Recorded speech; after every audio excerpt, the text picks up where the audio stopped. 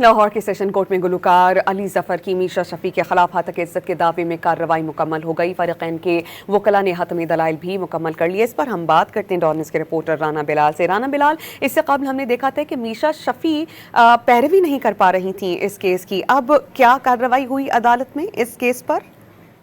जी देखिए समिया, लाहौर की session court में गुलकार अली जफर के मीशा शफी के खिलाफ हत्या इज्जत के जो दावा है उसमें कार्रवाई मुकम्मल हो गई है। आज अली जफर और मीशा शफी के जो वकला है उनकी जानिब से हतमी दलाइल भी मुकम्मल कर लिए गए हैं और अब अदालत की जानिब से ये कहा गया है कि अगर फरीकैन वकला इस हवाले से कोई केस लॉज अगर पेश करना चाहे तो कल जो है वो अदालत में ये केस लॉज जमा करवा दिए जाए। लाहौर की सेशन कोर्ट ने अली जफर की हत्या की इज्जत के दावे पर कार्रवाई कल तक के लिए मुलतवी कर दी है। एडिशनल सेशन जज आसिफ हयात ने गुलकार अली जफर के हत्या की इज्जत के दावे पर समाअत की। अली जफर ने मीशा शफी के खिलाफ हरजाने का ये जो है वो हरासगी के हवाले से दावा दायर कर रखा है। तो इस हवाले से तकरीबन 8 साल हो चुके हैं इस केस को और अब दोनों फरीकैन जो है उनकी जानिब से हतमी दलाइल मुकम्मल कर लिए गए हैं और इम्कान है कि कल इस केस का फैसला जो है वो महफूज हो जाएगा और कल जो है वो अदालत फैसला सुनाने के हवाले से तारीख भी जो है वो दे सकती है। तो इस हवाले से ये बड़ा अहम केस है जिसमें